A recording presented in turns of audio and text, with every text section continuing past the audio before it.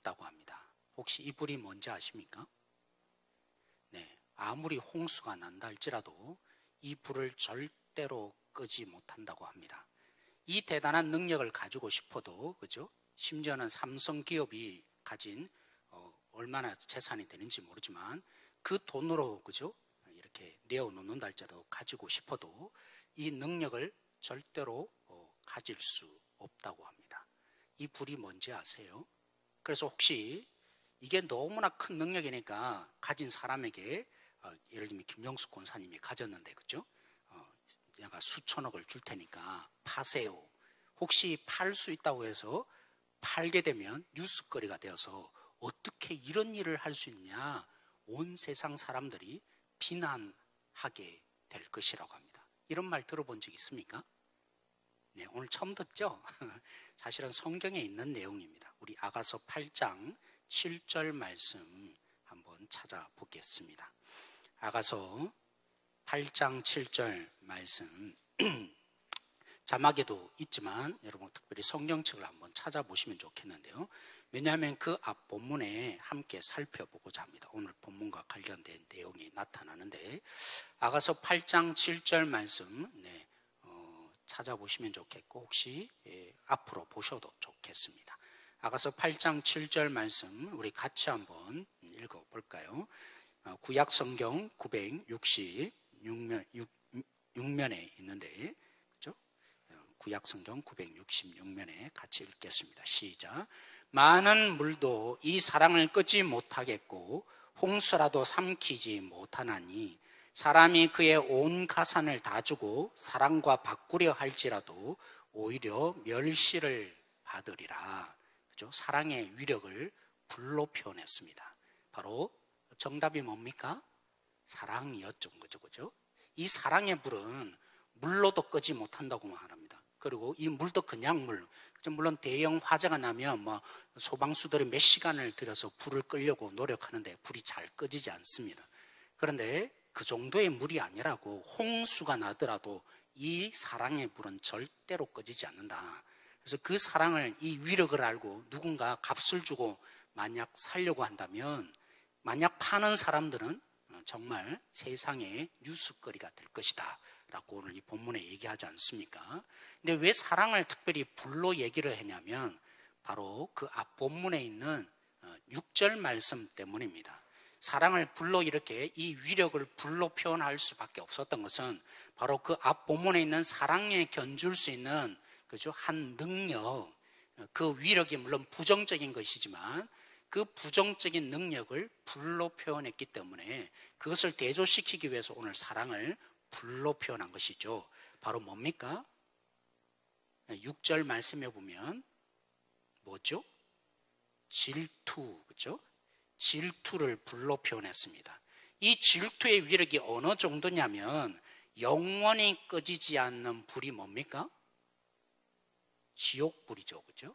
그래서 우리 오늘 이 본문에는 이렇게 표현했는데 8장 6절 말씀, 질투는 소울같이 잔인하며 불길같이 일어나니 그 기세가 여호와의 불과 같으니라. 수올이라 표현했던 지옥, 그죠?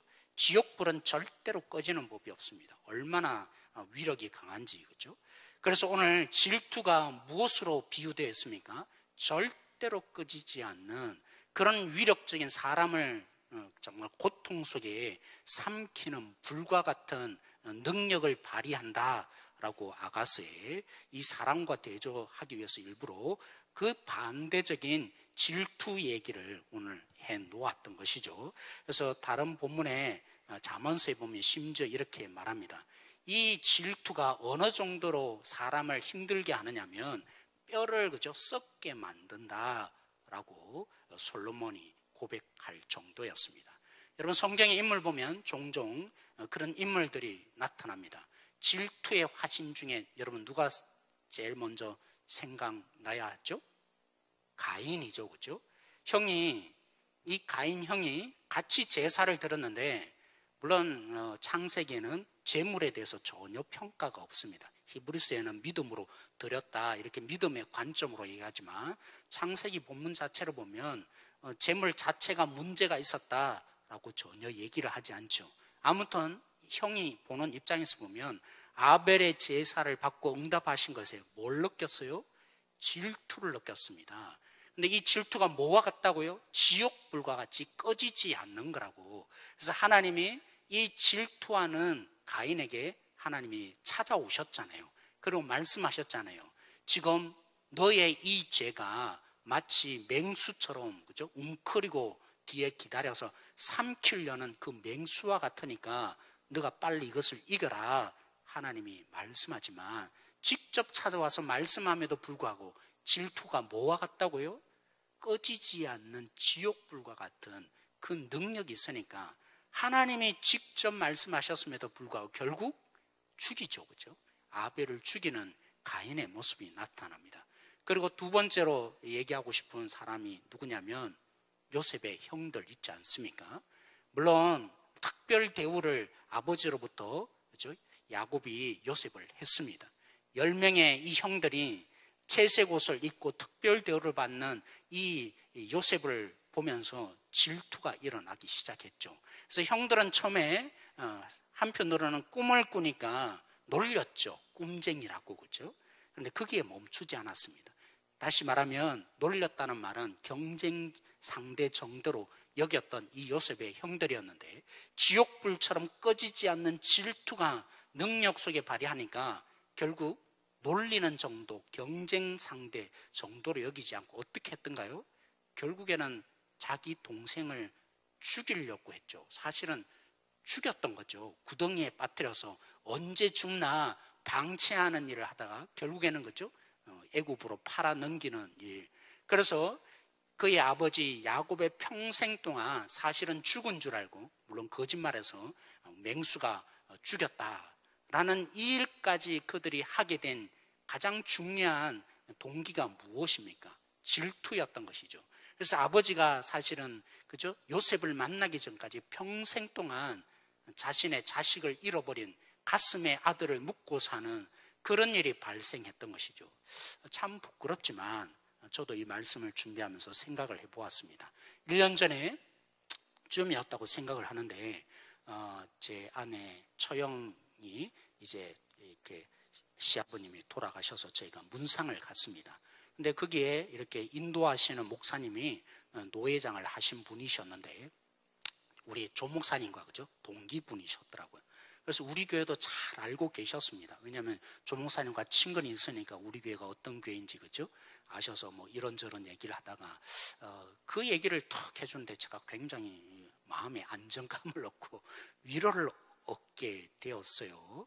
어떤 부분에 얘기를 하시냐면, 목사님, 요즘 교회들 다 어렵습니다. 서울에 있는 대형 교회들 재정의 3분의 2가 줄었습니다. 지금 교회들이 다 이런 상황입니다. 그리고 그 대형 교회 중에서도 자기 노예에 있는, 그죠? 교회의 상황을 다 알 거 아닙니까? 고속 터미널에 있는 교회, 그러니까 성도들이 워낙 많이 있는 아파트 지역이거든요. 그 지역에 있는 교회인데, 대형 교회인데 한 해에 세례받는 교인이 10명도 안 됩니다. 이것이 지금 교회의 현실입니다.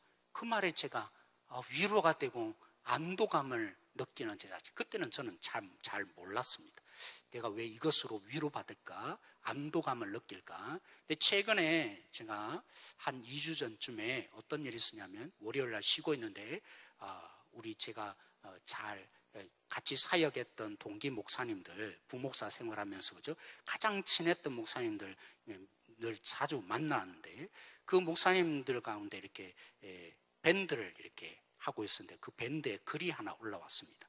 우리 부목사, 지금도 부목사, 저보다 나이가 1살 어린 부목사로 계셨던 분이 이제 전주에 있는 교회로 담임 목사님으로 가게 되었다고 축하한다라는 글이 올라왔습니다. 제가 그걸 이제 월요일 저녁에 쉬면서 보게 됐죠. 제가 축하했겠습니까? 안 했겠습니까? 축하를 하는 마음이 당연하겠죠. 근데 여기서 그치지 않았습니다. 그 교회가 어떤 교회인가, 무슨 교회다 하니까 제가 당장 홈페이지를 찾아서 이렇게 들어가 봤습니다. 굉장히 큰 교회였습니다. 사진상에 보면 몇천 명 되는 교회로 보였습니다. 근데 여기에서 제가 그치지 않았습니다. 이 교회가 어떤 교회인가 한번 조사를 이렇게 쭉 해봤는데 그 교회가 굉장히 어려움이 많은 교회였습니다. 그죠? 부류로 이렇게 장로님과 목사님 파로 이렇게 나눠져서 주일 예배도 그죠? 같은 예배당 안에서 조끼를 입은 파와 그냥 온 파와 나눠져서 찬송하면 저기서 그죠? 뭐 기도하고 막 예배가 막 한 해 동안에 막 그런 홍역을 치렀던 교회. 그래서 고소 고발이 몇백 개 이렇게 올라왔던 교회. 그런 교회인 거죠. 한편으로는 참 제가 아이고 참 고생하겠다 이런 마음이 제 마음속에 있으면서 또 축하를 하고 고생하겠다 참 얼마나 힘들겠느냐 이런 마음에 깊숙한 내 내면이 정말 부끄럽게 보였습니다. 한편으로는 참 대형교회 같다 이런 제 마음과 한편으로는 얼마나 어려웠겠느냐 이런 속에 제 내면 깊숙이 자리 잡고 있었던 나는 왜 그토록 그 교회를 조사하고 싶었던가. 그렇죠? 오늘 주제와 마찬가지로 솔직히 말씀드리면 제 마음속에 첫 인상 질투하는 마음이 내 속에 솔직히 제 속에 있었던 것이 분명한 거죠. 사랑하는 성도 여러분, 정말 질투는 무서운 것 같습니다. 목사라 할지라도 이 질투심은 정말 축하하는 것으로 그치지 않고 오늘 성경에 말한 것처럼 지옥불과 같이 꺼지지 않는 그 능력으로 우리를 정말 남을 죽이기까지 하는 그런 능력을 발휘하는 것이 질투인 것입니다. 이런 질투를 우리가 어떻게 벗어나서 오늘 그죠? 사랑은 뭐 하지 않는 거라고요? 시기하지 않는다. 질투하지 않는 이 진정한 사랑의 능력자 우리가 어떻게 될 수 있겠습니까? 난 질투 안 해야지 이런다고 될 수 있겠습니까? 그 질투의 본질이 도대체 어디서 오는 겁니까? 그 핵심을 우리가 좀 알아야 정말 우리가 그죠? 시기하지 않는 진정한 사랑으로 나아갈 수 있는데 우리 그러면서 우리 시편 37편 1절 3절 말씀 한번 찾아서 읽어보기를 원합니다.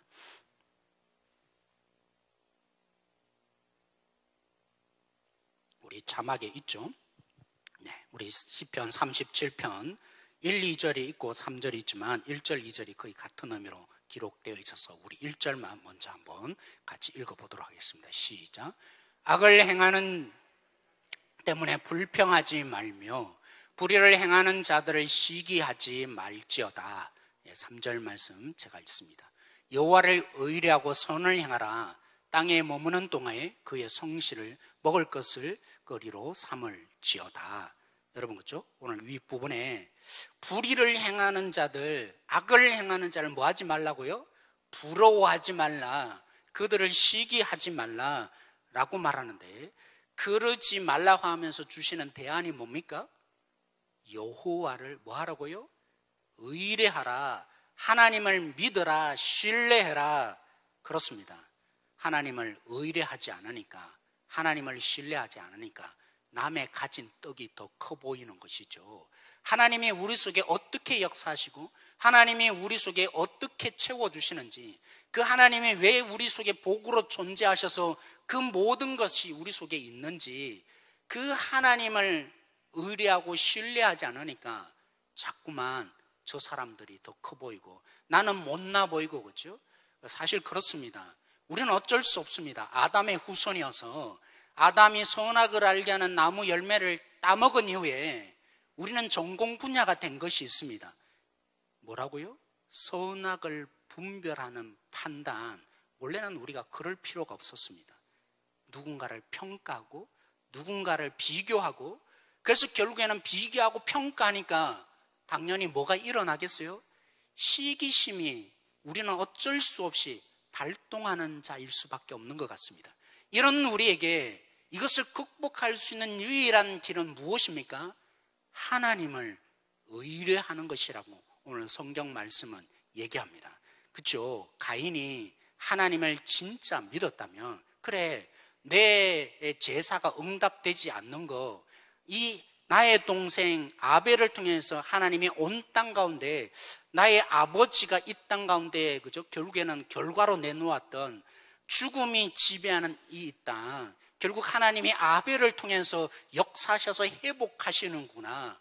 그 하나님을 진짜 신뢰했다면 하나님이 자신에게 아벨이 응답하고 자신이 응답하지 않더라도 응답하지 않은 나는 못난 놈이구나, 그렇게 자신을 오해하지 않고 잘못 해석하지 않았을 것입니다. 요셉의 형들도 마찬가지죠. 물론 그렇습니다. 아버지가 동생만을 더 사랑하고 자신들은 제대로 대우도 해주지 않는, 아버지 역할을 제대로 하지 못하는 그런 삶을 날마다 겪고 살았지만, 그들에게는 누가 있습니까? 진짜 아버지. 원래는 우리 육신의 아버지는 하나님의 아버지를, 그죠? 담고 있는, 그래서 하나님 아버지를 찾아가도록 만드는 그 역할, 지키고 보호하고 책임지시는 하나님의 그 원형을 조금이나 이 육신을 통해서 맛보게 하기 위해서 하나님이 주신 복음의 통로가 아버지인 것이죠. 그러기에 부족한 존재, 연약한 존재를 통해서 맛보지 못한다 할지라도 그들이 진짜 하나님을 신뢰했더라면, 하나님의 아버지 되심을 진실로 믿었더라면, 그들의 부족함, 아버지를 통해서 공급받지 못한 그 이상으로 채워주시는 하나님을 신뢰했더라면 동생을 결코 죽이지 않는 자가 될 수 있었겠죠. 저도 마찬가지입니다. 진실로 하나님이 내 속에 믿어졌더라면 하나님의 나라, 그렇죠? 이 교회냐 저 교회냐, 큰 교회냐 작은 교회냐, 결코 그건 중요하지 않습니다. 인정받느냐 인정받지 못하느냐, 그건 결코 중요하지 않습니다. 하나님의 다스리심, 이곳 속에서도 하나님이 다스리고 온 땅 가운데 펼치시는 그 하나님의 역사 믿을 수 있었더라면, 그렇죠? 우리 교회만 중요한 게 아니라 모든 것 속에서 하나님의 나라 이루어 가시는 그 역사 속에 기쁨만으로 축하하는 마음으로만 제가 있을 수 있었을 것입니다. 너무나 잘 아는 성경 말씀, 우리 로마서 8장 32절 말씀, 우리 같이 한번 읽어보기를 원합니다. 그 하나님을 믿으라고 했는데 도대체 하나님이 어떻게 우리 속에 일하고 계십니까? 로마서 8장 잘 아시는 말씀이죠. 로마서 8장 32절 말씀, 우리 같이 한번 읽어보도록 하겠습니다. 로마서 8장 32절 말씀, 시작. 자기 아들을 아끼지 아니하시고 우리 모든 사람을 위하여 내주시니가 어찌 그 아들과 함께 모든 것을 우리에게 주시지 아니하겠느냐. 여러분, 우리 하나님이 어떤 하나님이기에 우리가 믿을 수 있는 것입니까? 아들을 내어주신 분이라고. 아들을 내어주셨기 때문에 뭐 하신다고요? 왜 모든 것 더하여 주시지 않겠느냐라고. 아들을 주신 그 하나님의 진실로 믿어진다면 우리가 초라한 상황, 우리에게 절박한 상황, 위기의 상황, 결코 우리가 부족해지지 않을 거라고, 우리가 결코 이것 때문에 죽지 않을 거라고 우리는 그 확신 속에 살게 될 것입니다. 왜요? 오늘 로마서 8장 32절 이후에 또 잘 아는 인기 있는 말씀이 있잖아요. 환난이나 공고나 적신이나 위험이나 칼이라 그 어떤 피조물도 하나님의 사랑에서 끊어진다고요? 그럴 수 없다고. 그죠? 눈에 당장 보이기는 지금 당장 하루하루를 사니까 우리에게는 부족함이 있습니다. 때로는 잘못된 평가 아니면 또 그렇게 평가받아야 돼 남들을 보다 못한 우리의 위치가 우리를 괴롭힐 수가 있습니다. 그러나 뭐 하는 거라고요? 아들까지 주신 그 하나님이 우리에게 계시기에 뭐 한다고요? 결코 끊어지지 않을 거라고. 그래서 우리, 그죠? 김용숙 권사님 오늘 기도해 주신 것처럼 우리의 환경이나 여건 때문에 우리가 결정되지 않습니다. 세상은 말합니다. 그죠? 눈엔 또 사실 보여집니다. 좋은 부모에게 태어나고 좀 더 물질이 많고 위대한 가정 속에 태어난 자녀들이 뭐 대학 좋은데 뭐 가는 모습들이 종종 보여집니다. 성경은 분명히 말합니다. 하나님을 진실로 믿고 나면 그것이 우리의 인생을 결정하는 것이 결코 아니라고. 우리는 결론적으로 보여줄 사람이 될 것입니다. 왜요? 하나님의 사랑에서 끊어지지 않는 자 우리이기 때문입니다. 그 어떤 부족함도 우리의 운명을 결정하지 않을 자 우리이기 때문입니다. 그래서 마지막에 뭐라고 합니까? 과거나 장래나 현재나 높음이나 기쁨이나 그 어떤 피조물도 하나님의 사랑에서 끊을 수 없을 거라고. 하나님 사랑에서 끊어지지 않는다는 말은 하나님이 우리를 놓치지 않는다는 정도 얘기가 아닙니다. 우리가 다른 그 어떤 것에 의해서 우리의 부족함이 채워지거나 다른 그 어떤 것 때문에 우리가 부족한 존재로 살지 않을 것입니다. 그 하나님이 우리의 진정한 능력자로 모든 것 다 주시는 하나님이시기에, 그래서 그죠? 이번 주 월요일 날 한 가정이 제가 쉬고 있는데 이렇게 추석을 지났는데 인사 못했다고 찾아오셨어요. 그분이 저에게 물으시더라고요. 목사님, 목회하는데 행복하시죠? 제가 행복한 것 같습니까? 안 한 것 같습니까? 또 권사님은 그죠? 또 이렇게 말씀하시더라고요. 그 같이 오셨던 권사님은, 아이, 목사님이 당연히 힘들지. 섬긴다고 얼마나 또 여러 다양한 목소리가 있는데 얼마나 힘들게 해서 그런 질문을 하냐고 이런 얘기를 이제 하시더라고요. 근데 그분이 이제 마지막 이제 고백을 하시는데 저에게 굉장히 도전이 되었습니다. 목사님, 그죠? 우리가 생명을 가졌는데, 사랑하는 성도 여러분, 우리가 돈으로도 생명을 살 수 있습니까? 그냥 육신의 생명도 수천만 원, 수억을 들여서라도 우리가, 그죠? 결국에는 수술하고 살고 싶은데 그 문제가 아니잖아요. 예수님을 믿는 자의 생명은 도대체 무엇입니까? 하나님의 생명이 내 속에 있는 자인데 조금 못한다는 표현은 그렇네요. 때로는 우리를 울게 하고, 때로는 우리를 걱정하게 만들고, 때로는 억울한 평가를 받아서 내가 정말 나는 왜 요 모양 요 꼴일까, 그런 일을 당한다 할지라도 하나님이 우리에게 주신 생명과 비교할 수 있는 것입니까? 하나님이 우리에게 생명을 주셨는데 그 생명이 있는 자면 그저 조금 못해도 괜찮습니다. 그것으로 내가 결정되지 않습니다. 나는 그것으로, 그죠? 천국에 갈 자 아니잖아요. 하나님의 생명이 있기 때문에 지옥불이라 할지라도 우리는 넉넉히 견디고 이겨내는 자 우리 아니겠습니까? 그렇죠? 그러기에 우리는 행복하다 고백할 수 있는 거라고, 힘들지 않는 거라고. 그런데 사람들은 잘 모르는 것 같아요. 그분이 그렇게 말씀하시더라고요. 왜요? 조그만 일에, 조그만 거 아니지만 넘어지고 아파하고 참 인생이 왜 그러냐고, 정작 생명을 가졌다고 말하는 그리스도인들이 얼굴은 찌푸려져 있고 매일매일 사는 삶이 아웅다웅 싸우고 있는 이 모습을 보니까 정말 생명의 가치를 모르는 것 같다. 그 말씀을 해주셨는데 저에게 굉장히 도전이, 그치? 하나님이 그 아들을 버리셔서 그 아들의 생명을 나에게 주셨는데 제가 참 기뻐하는 목회의 모습을 여러분 앞에 도전을 보여야 될 것 같아요. 사랑하는 성도 여러분, 맞죠?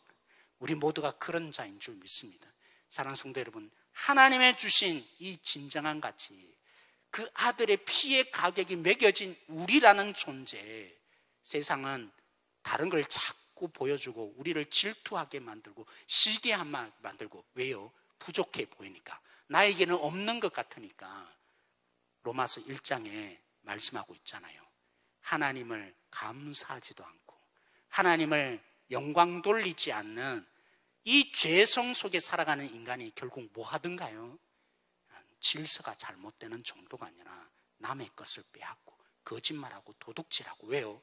없다고 생각하니까, 부족하니까, 하나님으로부터 관계가 단절되고 나니까, 하나님으로부터 영원한 생명이 공급되지 않으니까 남의 떡이 더 커 보이고 그건 내가 가지면 나도 행복해질 것처럼, 그래서 싸우고, 그죠? 질투하고 빼앗고 전쟁하고 약속을 어기는 그런 자가 된다고 바울이 이 죄의 현상이 일어나는 우리가 아니냐고 얘기했던 말씀, 그렇습니다. 하나님을 신뢰하십시다. 아들까지 주신 주님을 바라보십시다.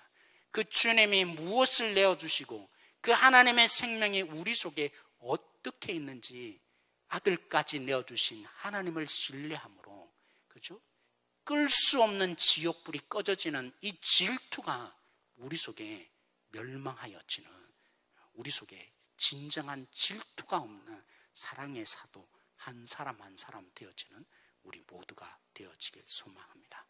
오늘 이 말씀을 우리 함께 생각하며